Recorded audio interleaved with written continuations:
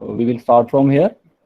So software testing approaches, there are two approaches. One is black box testing and second is white box testing. And today we will cover black box testing. So this is what we have already covered. So मैं थोड़ा सा आपको फिर से इसमें revise कराऊंगा. So black box testing is also known as functional testing. ये आपने ध्यान रखना है. इसका जो अल्टरनेट नेम है वो है फंक्शनल टेस्टिंग. फंक्शनल टेस्टिंग या फिर बिहेवियरल टेस्टिंग, क्योंकि ये फंक्शन को या फिर बिहेवियर क्या है सॉफ्टवेयर का उसके ऊपर ही फोकस करती है और सॉफ्टवेयर को एज ए ब्लैक बॉक्स मान के चलती है. ओके, तो इसलिए इसका नाम ब्लैक बॉक्स या फिर फंक्शनल या फिर बिहेवियरल टेस्टिंग पड़ा है. ये इंटरनल डिटेल के ऊपर नहीं जाती है कि प्रोग्राम आपने कैसे लिखा हुआ, क्या क्या लॉजिक लगाया है, कुछ भी इसे इस टेस्टिंग टेक्निक को उस चीज से लेना देना नहीं है. ठीक है, सॉफ्टवेयर को वो ब्लैक बॉक्स मानेगी. हमें कुछ इनपुट करनी है, हमें कुछ आउटपुट निकालनी है, बस यूज करना आना चाहिए software, sort of thing. Okay, so it is use to test the functionality, तभी तो इसका नाम फंक्शनल पड़ा. बिहेवियर, तभी इसका नाम बिहेवियरल टेस्टिंग पड़ा. Of a program without, this is very important, without taking the actual implementation in concern. Actually आपने इम्प्लीमेंट कैसे किया हुआ प्रोग्राम को, ठीक है, उससे इसे कुछ लेना देना नहीं है. अंदर आपने कौन सा लॉजिक लगाया हुआ है, कौन सी लूप लगाई हुई है, उससे इसे लेना देना नहीं है, कुछ भी लेना देना नहीं है. तभी इसे कहते हैं ब्लैक बॉक्स टेस्टिंग. वेराज इससे अपोजिट जब हम व्हाइट बॉक्स टेस्टिंग करेंगे नेक्स्ट क्लास में होपफुली, तो उसमें आप देखोगे कि इंटरनल डिटेल का पता होना बहुत ज्यादा जरूरी है. ठीक है, तो वो इससे जस्ट अपोजिट है. ब्लैक बॉक्स में क्या हो रहा है, without taking the actual implementation in concern हम टेस्टिंग परफॉर्म करते हैं, वेराज वहां पे विद होगा बच्चों. ठीक है, तो विदाउट नहीं होगा किसमें, व्हाइट बॉक्स में. ये आपने ध्यान रखना है.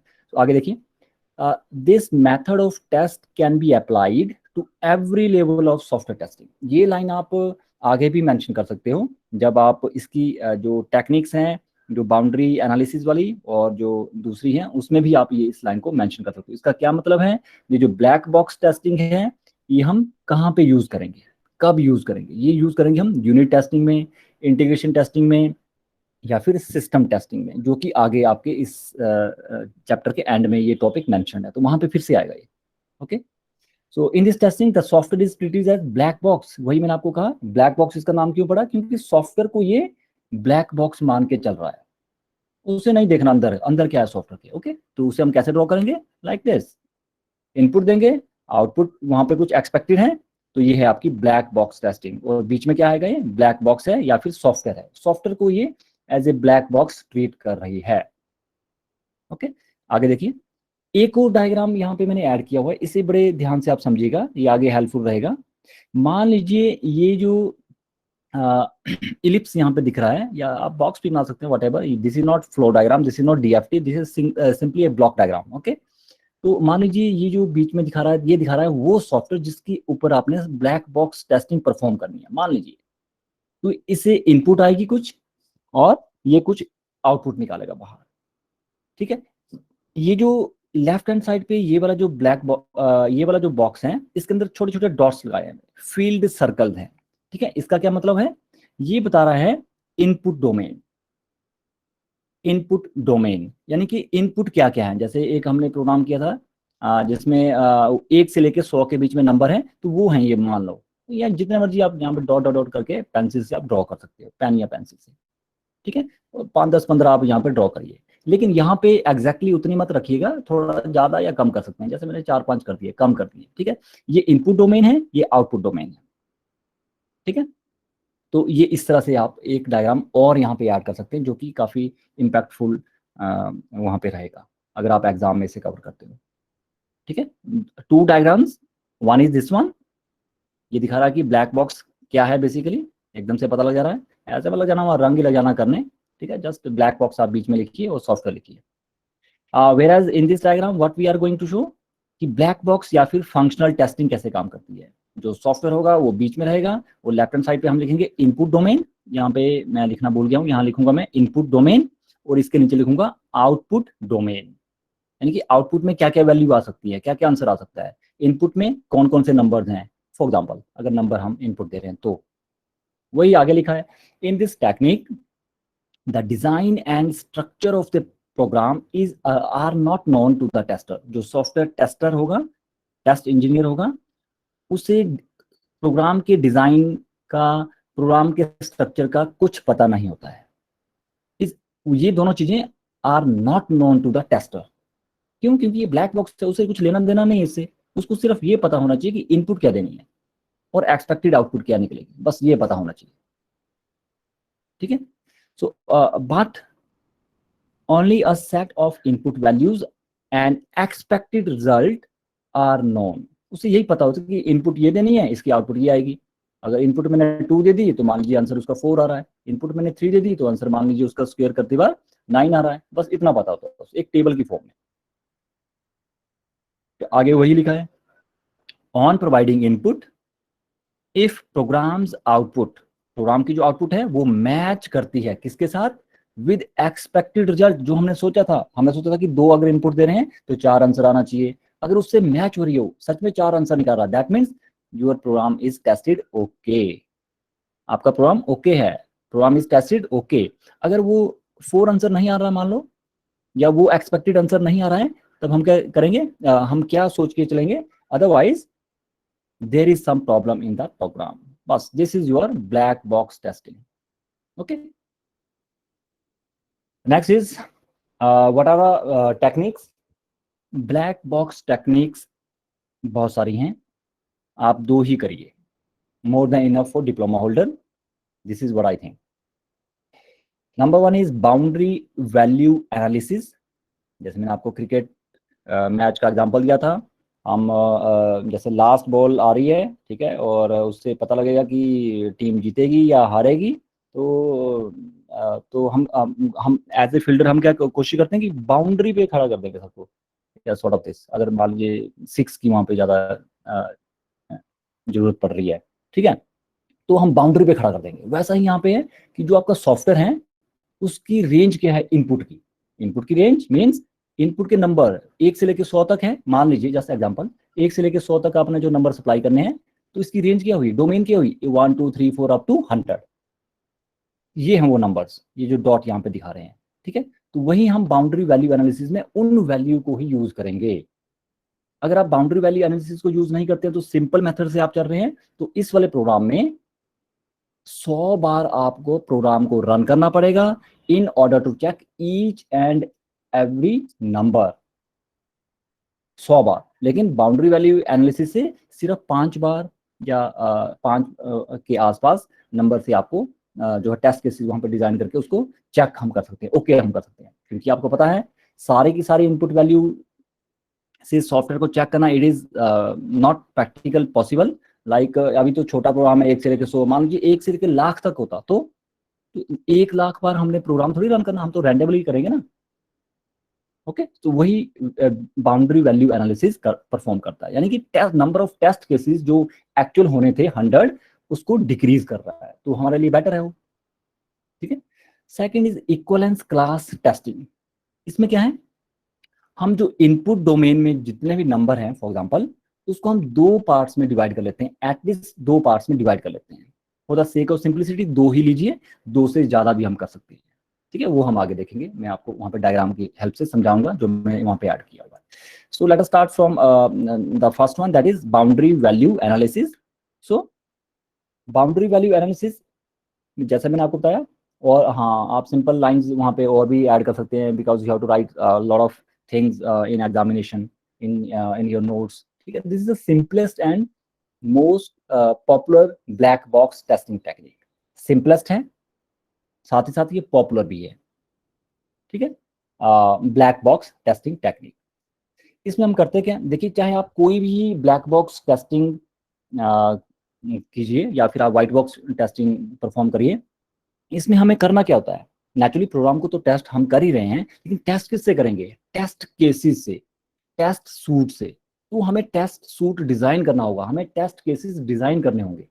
जब हम बाउंड्री वैल्यू एनालिसिस की बात करते हैं, उसमें जो हम टेस्ट केसेस डिजाइन करते हैं वो हम कैसे करते हैं, इस चीज के ऊपर आपने फोकस करना है। वैसा ही व्हाइट बॉक्स जब हम टेस्टिंग परफॉर्म करेंगे उसमें जितनी भी टाइप्स हम कवर करेंगे वहां पे भी हम टेस्ट केसेस को डिजाइन करेंगे। ये तो चलेगा चलेगा। कई बार तो इस तरह से भी मेंशन किया होता है कि ब्लैक बॉक्स और व्हाइट बॉक्स ये क्या है, टेस्टिंग टेक्निक तो है ही है ये बेसिकली आपकी दिस टेस्ट केस डिजाइन करने की भी टेक्निक्स हैं, ऐसा भी लिख सकते हैं। एक ही बात निकल के आती है बेसिकली ये। तो बाउंड्री वैल्यू एनालिसिस को जब हम यूज करेंगे, इसमें जो हम डिजाइन करेंगे टेस्ट केसेस को, उसमें क्या होगा, here we design test cases with input values that are on or close to boundary value। वही मैंने कहा, या तो हम बाउंड्री पे खड़ा करेंगे प्लेयर को या फिर उसके नजदीक, जिसे या तो ऑन या फिर और लिखा है यहाँ पे, on or close to boundary values, on or close to boundary value. वहां पे हम जितने भी नंबर, जो भी नंबर्स हैं उसमें एक एक लेके हम वहां पे टेस्ट केसेस को डिजाइन करेंगे। आगे समझाने के लिए वही प्रोग्राम आ गया, ये हल्का सा मैंने चेंज किया हुआ। Suppose a program takes n, capital N, as an input, ठीक है, and prints square of n as output। Very simple programme.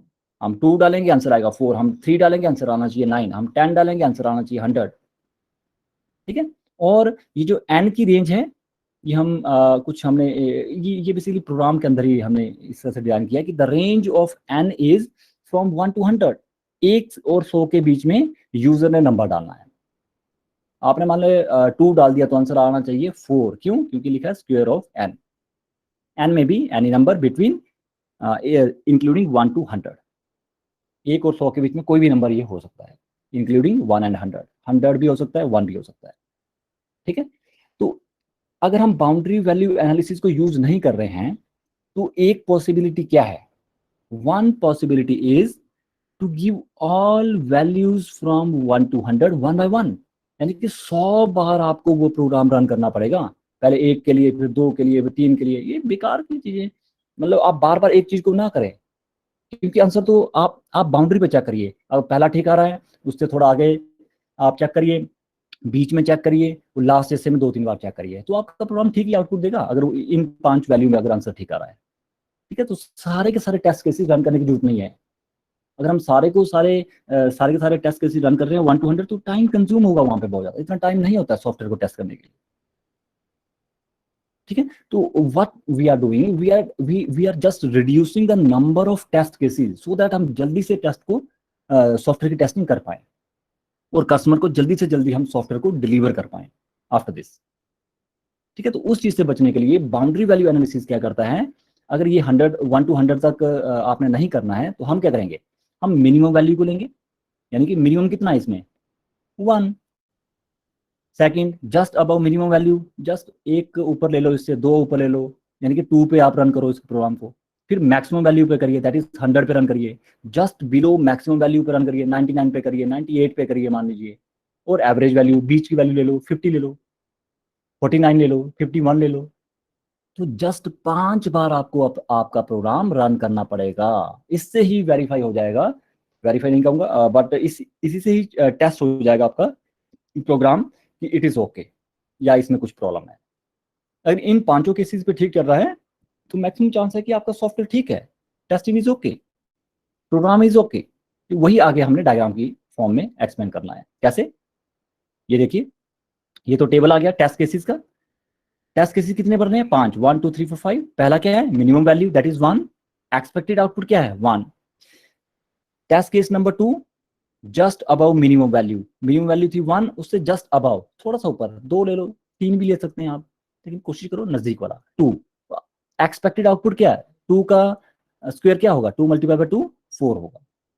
Maximum value, ठीक है, यहाँ पे देखिए गड़बड़ होगी, मैक्सिमम वैल्यू यहाँ पे आएगा, एवरेज वैल्यू यहाँ पे आएगा, इसे मैं क्रैक कर लूंगा। मैक्सिमम वैल्यू 100 है, उसकी आउटपुट 10,000 आएगी। जस्ट बिलो मैक्सिमम वैल्यू वो 99 है, राइट, तो उसका जो स्क्वायर हम निकालेंगे तो 9801 निकलता है। ये हमारी एक्सपेक्टेड, अभी हमने प्रोग्राम को रन नहीं किया, जस्ट हम एक टेबल बना के चल रहे हैं, ये आउटपुट आनी चाहिए, अगर हम ये इनपुट डालें तो ये आउटपुट आनी चाहिए, ठीक है। और एवरेज वैल्यू जैसे मैंने आपको बताया, ये ऊपर नीचे हो गए, ये मैक्सिमम वैल्यू यहाँ पे लिख दूंगा मैं, एवरेज वैल्यू ऊपर कर दूंगा। और अगर हम एवरेज वैल्यू डालें 50 तो आंसर आएगा 2500। तो अब इस चीज को समझाने के लिए ये वाला पॉइंट बता रहा है मिनिमम वैल्यू, ये वाला पॉइंट बता रहा है मैक्सिमम वैल्यू, किसकी, एन की। तो पहला केस 1 मिनिमम वैल्यू, ये वाली लाइन बता रही है green means everything is okay, just above minimum value that is 2, maximum value just below maximum value 99 and average value 50। तो ये इस तरह से आप डायग्राम बना सकते हैं। बाकी एक से जितने भी छोटे नंबर होंगे, 100 से जितने भी बड़े नंबर होंगे, वो रेड आपने मार्क कर दिए, ये दिखा रहा है रेड मीन्स कि ये आउट ऑफ रेंज आ रहा है, ये हमने टेस्ट नहीं करना है, या मतलब ये प्रोग्राम में नहीं आना चाहिए, यहाँ पे इनवैलिड इनपुट यहाँ पे इस तरह से कुछ आना चाहिए प्रोग्राम में। सो this is your boundary value analysis, इससे सिंपल नहीं हो सकता बच्चों, ठीक है, इतना ही आपने करना है। Next is your equivalence class testing, ये भी एक ब्लैक बॉक्स टेस्टिंग टेक्निक है। इसमें हम नंबर ऑफ टेस्ट केसेस को और भी कम कर सकते हैं, समटाइम इट इज पॉसिबल, ठीक है। 2 ही टेस्ट केसेस यहाँ पे आप एटलीस्ट बना सकते हो, 2 से कम तो नहीं होंगे बच्चों, 2 यहाँ पे हो सकते हैं। कौन कौन से टेस्ट केसेस? एक को हम बोलेंगे सारे के सारे वैलिड इनपुट्स, और बाकी सारे के सारे इनवैलिड इनपुट्स। जैसे प्रीवियस प्रोग्राम में इनपुट जो वैलिड इनपुट है वो है 1 से लेकर 100 के बीच में, कोई भी नंबर आप डालिए, 1 डालिए, 100 डालिए, 50 डालिए, 53 डालिए, वो 1 और 100 के बीच में होना चाहिए, वो हो गया वैलिड है। वो इनवैलिड क्या हुआ? या तो 1 से छोटा नंबर डालिए कोई आप, या 100 से बड़ा नंबर आप डालिए, ठीक है। तो ये है आपका इक्विवेलेंस क्लास टेस्टिंग। इसमें हम करते क्या बेसिकली, जो इनपुट डोमेन है हमारे पास, उससे हम 2 हिस्से में डिवाइड करते हैं।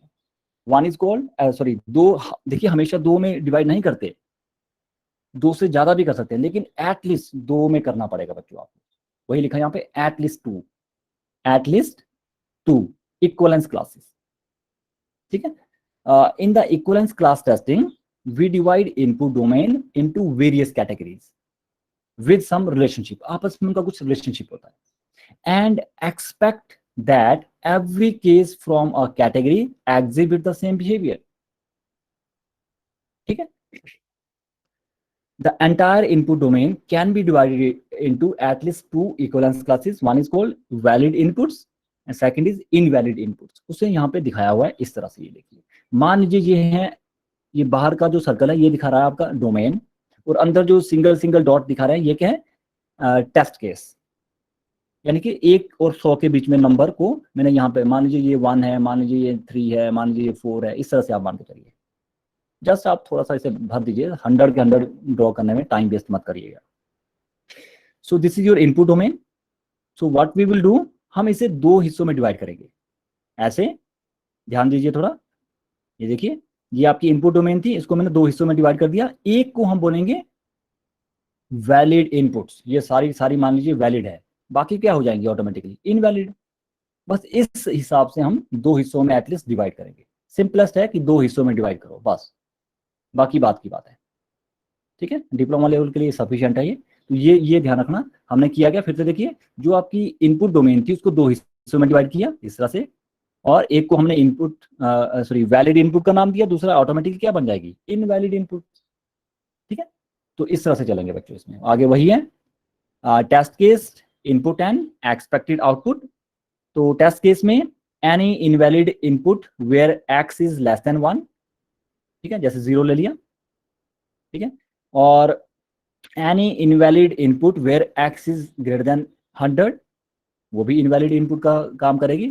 आपने ले लिया 101, और एक वैलिड वाला आपने ले लिया, 1 और 100 के बीच में कोई भी नंबर ले लिया, मैंने 50 ले लिया, तो आंसर क्या आना चाहिए, 2500।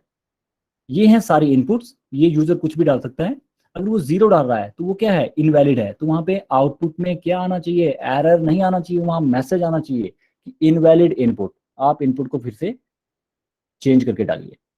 अगर आप 50 डाल रहे हैं that means it is valid, तो वहां पे आंसर उसका निकल के आना चाहिए 2500।